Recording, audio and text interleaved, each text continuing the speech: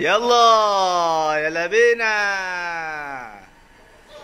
نبي سلام عليك، رسول سلام عليك، يا حبيبي سلام عليك، صلوات الله عليك، صل عليك نبي بتبسم، نبي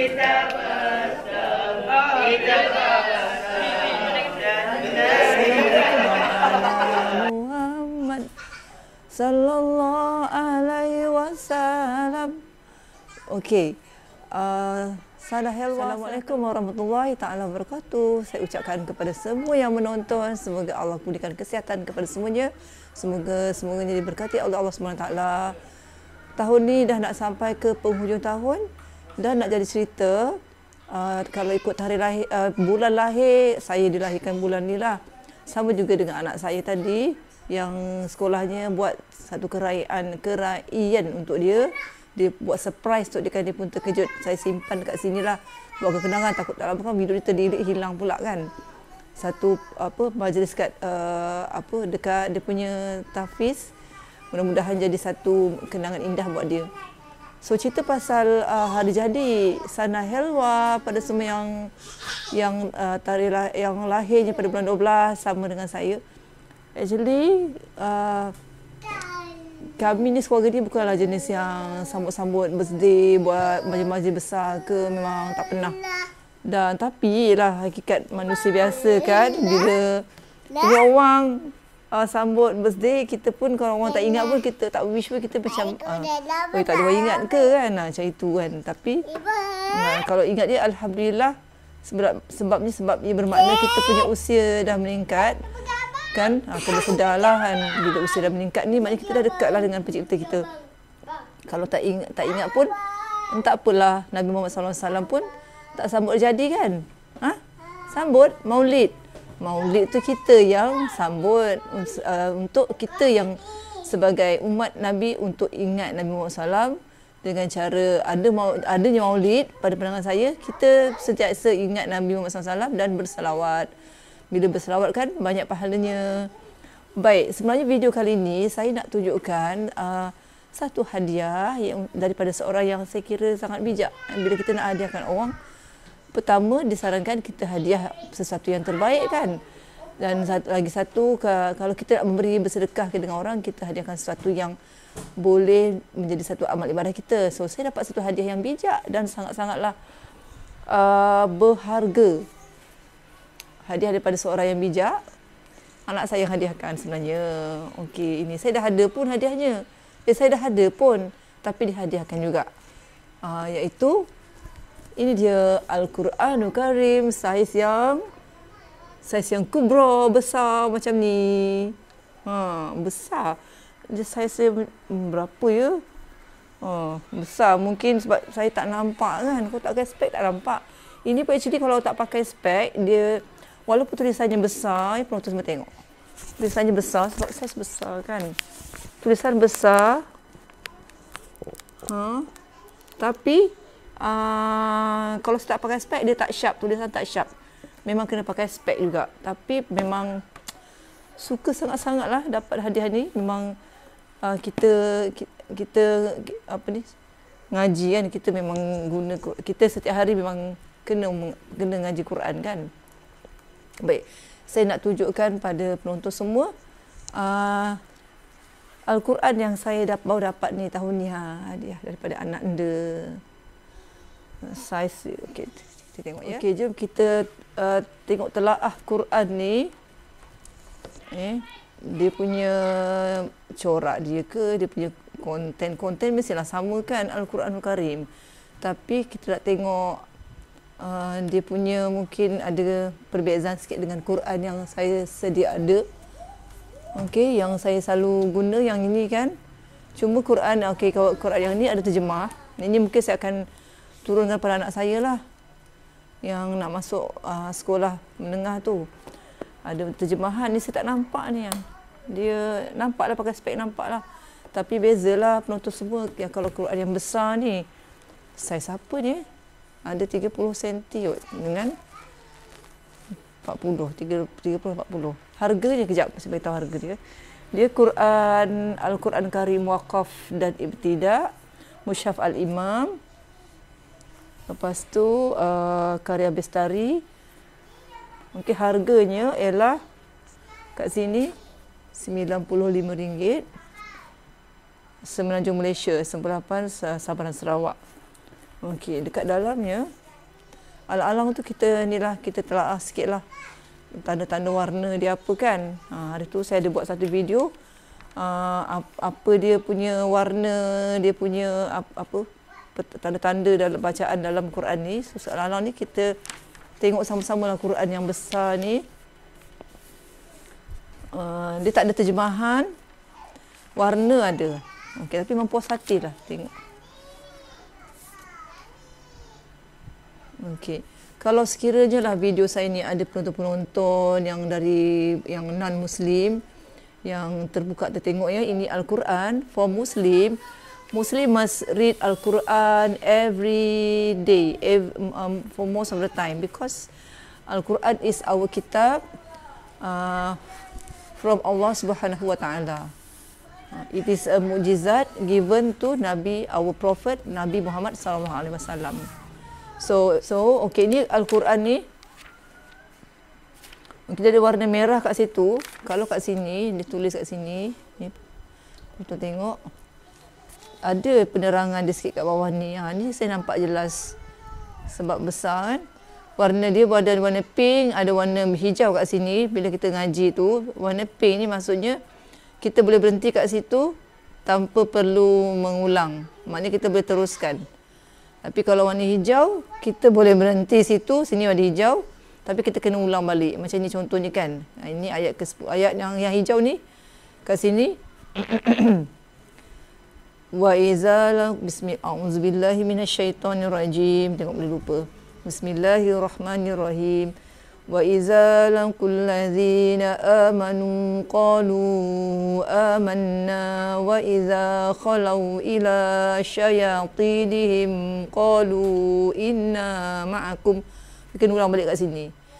Qalu inna ma'akum innama nahnu mustahzi'un. Kalau yang merah ni pula, ulaika allazina ishtaraw ad-dalalata bil huda. Boleh berhenti dan kita sambung. Boleh terus sambung, tak payah ulang. Fama rabihat tijaratuhum wa ma kanu muhtadin. Sadaqallahul azim.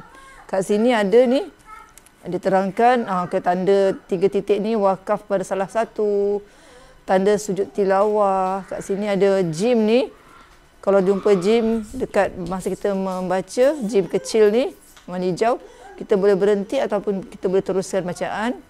Kalau ni pula, sod, lam, ya ni, kita boleh wasal lebih baik. Maksudnya kalau kita jumpa, kita boleh dia boleh berhenti ataupun kita boleh teruskan. Tapi kat sini, teruskan lagi baik. Wasal tu maksudnya kita teruskan lagi baik. Lepas tu kita ada sin. Sin maksudnya saktah. Maksudnya kita berhenti sekejap tanpa ambil nafas. Ada mim kecil ni. Mim kecil ni maksudnya kita mesti berhenti. Ada qaf lam ya ni, maksudnya kita boleh berhenti atau teruskan, tapi disarankan berhenti lagi baik, waqaf lebih baik. Lagi gunnah, okey, ada syaddah ni warna hijau. Maknanya kita kena dengung. Dan kita ada mad jaiz munfasil, bacaannya panjang sebanyak sekurang-kurangnya 4 ataupun 5 harakat. Okey, itulah tanda-tanda bacaan yang membantu kita masa kita betul dari segi hukum tajwidnya. So okey, dia lain kat sini. Ini hukumnya. Kalau kat sini pula yang sebelah ni, sebab makin lama kita banyak baca, makin kita banyak bertemu dengan hukum tajwid kan. So dia ada lagi info-info tajwid dekat Quran ni. Mad lazim, mad farik. Tapi dia dekat belakang ni dia explain code. Apa maksudnya mad lazim, mad farik. Bila gunnah, tak dengung, mad wajib muntasil, mad silatawilah, iqlab, qalqalah, mad tabi'i, ihfa, idgham. Ni nampak tak? Tafhim izhar ni tidak dilafaz, mad ada sukun. Okey, setiap muka surat tu ni puas hati dia Quran ni besar. Adalah hukum-hukum, kalau ada hukum baru dia akan tambahkan. Dia akan tambah dia punya hukum tajwidnya kat sini. So amat penting kita kena belajar tajwid supaya bacaan kita bacaan Quran kita betul, yang sama dengan apa yang telah disampaikan kepada Nabi Muhammad SAW. Jadi kita kena baca sama. Kita tak boleh ambil ringan baca Quran, salah kita biarkan aja, tu tak boleh. Sebagai umat Islam, sebagai umat yang Allah telah kurniakan akal fikiran, memang tanggungjawab kita sebagai umat Islam untuk mencari ilmu. Nak lagi tentang ilmu Al-Quran. Ini okey, setiap page macam tu. Okey, lepas tu dia ada juzuk dia. Kalau yang tu dia kita nampak jelas juzuk kan. Kalau sini setahu saya setiap muka surat 20 muka surat satu juzuk 9. Ini apa 14 14 20. Okey, 22 masuk satu juzuk. So penonton tengok sini Okey, kat sini tulis juzuk kedua.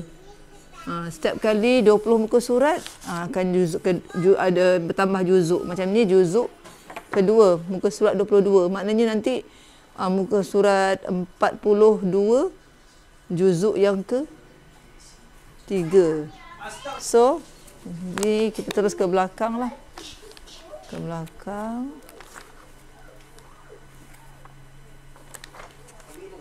Tengok maklumat belakang. Yang lain semua macam ni lah. Setiap kali kita ngaji tu, kalau ada hukum baru, dia akan tulis kat situ. Dia punya hukum tajwidnya. Belakang. Dia tak ada pelekat-lekat yang bagi tahu sujud tilawah, sujud bacaan solat bacaan sajadah, dia tak ada pelekat dia kan. So tapi kat sini bahagian page belakang ni mesti kita ada doa khatam Quran, nonton. Doa khatam Quran macam biasa. Lepas tu okey, ni dia punya juzuk muka suratnya. Okey, saya mesti sebab muka Qurannya besar kan. Okey. Lepas tu okey, biasalah info-info bacaan dalam Quran. Waqaf dan ibtida. Okey, ni waqaf tam, waqaf kafi, waqaf hasan. Penerangan warna-warnanya, okey, pengertian. Okey, ini dia Al-Quran yang insya-Allah saya akan habis khatamkan dalam jangka masa yang sepatutnya lah kan. Okey. So inilah yang akan menjadi teman saya. Okey, ini dia. Kita bacakan sama-sama suratul Asr. A'udzu billahi minasy syaithanir rajim. Bismillahirrahmanirrahim. Wal 'asr. Innal insana lafi husr illa allazina amanu wa amilus solihati wa tawasaw bil haqq wa tawasaw bis sabr.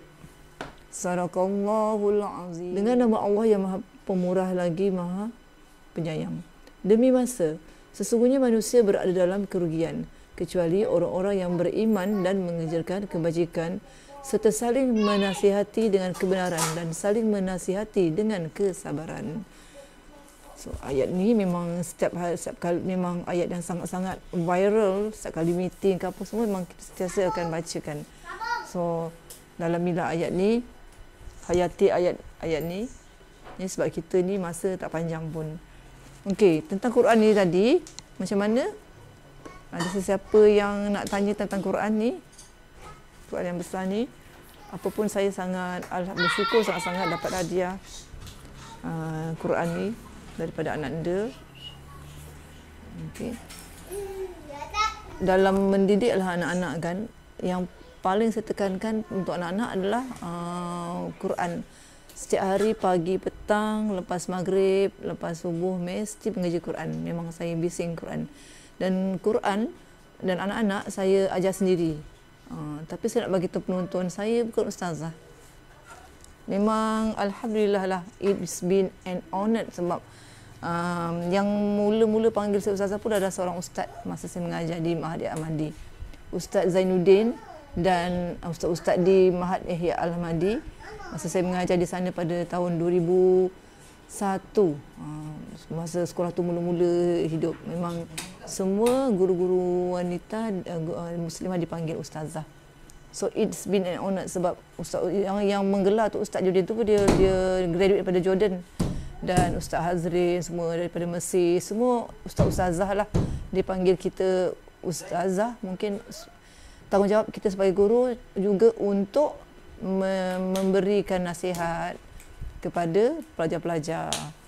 So pada saya gelaran ustazah ni sebenarnya untuk seorang guru yang ilmunya tinggi. Gelarannya sangat besar dan saya rasa sangat macam kurang sesuai untuk saya. Tapi anak-anak murid masih lagi memanggil saya, sebenarnya rasa besar hati, sebenarnya syukur sangat-sangat.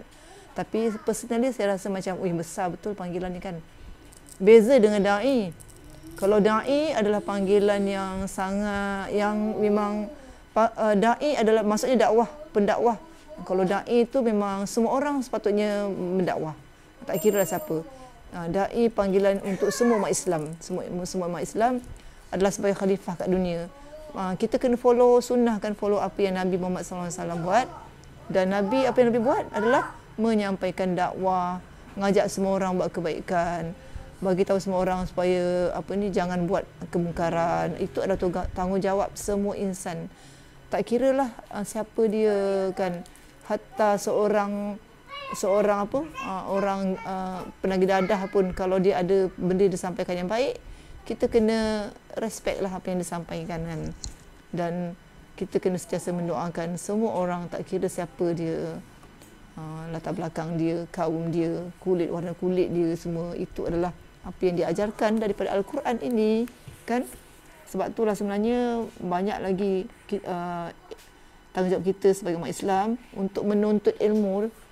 Dan inilah Al-Quran yang Allah SWT, mukjizat yang Allah tinggalkan kepada Nabi Muhammad SAW untuk kita semua. Kita diwujudkan kat dunia ni, Allah dah bagi dah buku panduannya. Inilah buku panduan kita, tinggal nak ikut tak ikut je. So itulah cerita pasal Quran yang besar ni, kan. Sebenarnya saya pernah pergi ke rumah ada seorang kawan anak lah di Gombak, kan. Ada seorang nenek tu, saya tengok kan, sampai tu dia dalam bilik dia, saya dengar dia mengaji. Saya jenguk juga tu, tengok nenek tu mengaji Quran dengan lancar, dengan sedapnya bacaan tajwid ni, kan. Memang banyaklah kebaikannya, kan. Kita dalam usia kita meningkat ni, kita kena ada sesuatu yang kita rutin buat. Jadi maknanya kalau kita biasakan dari muda untuk mengaji Quran, insya-Allah sampai ke tua, masa kita tu tak terbuang, tak membazir. Pada saya, kan, kalau kita tengok balik dalam sampai je umur yang tertentu, macam anak dah besar, kan, kita susah payah cari kerja, kan. Kadang-kadang tu memang yang cari kerja, cari duit tu untuk kita besarkan anak-anak, ataupun kita gunakan duit tu untuk keperluan, dan juga untuk kita mungkin untuk sedekah.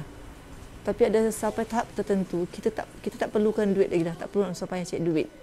Dan kita ada anak dah besar semua, kan. Jadi kita ada banyak masa lapang. Jadi apa masa lapang kita plan untuk masa tua kita? Inilah dia, tuan-tuan dan puan-puan semua, umat Islam semua, biasakan mengaji Al-Quran sedari muda supaya kita biasa. Dah tua nanti kita punya bacaan tu lancar dan kita seronok ngaji, dan inilah Al-Quran yang akan menjadi teman kita di alam yang next, yang seterusnya nanti. Jadi itulah dia yang saya nak sampaikan kepada para penonton viewer saya, walaupun sekarang ni tamu kita tak ramai, tak apa, tak kisah. Suatu hari nanti saya yakin ada orang yang tengok, dan mudah-mudahan siapa yang tengok video saya yang saya sampaikan ni tentang mengajak semua golongan tak kira usia daripada muda, nak lagi dah tua lagi lah kan, tetaplah diri dengan Al-Quran, cuba belajar juga bahasa Arab sebab bahasa Arab syurga. Lepas tu tetapkan diri dengan amal ibadah, solat malam, solat duha dan sebagainya. Sentiasa mengajak orang buat yang kebaikan dan rajin bersedekah. Jadi untuk itu sekian dulu untuk tahun ni video saya. Segala kekurangan saya mohon ampun dan maaf kepada semua. Kepada yang suka video saya, sila like dan subscribe. Jadi itu sajalah untuk kali ini. Ila liqa. Assalamualaikum warahmatullahi taala wabarakatuh. Ila liqa.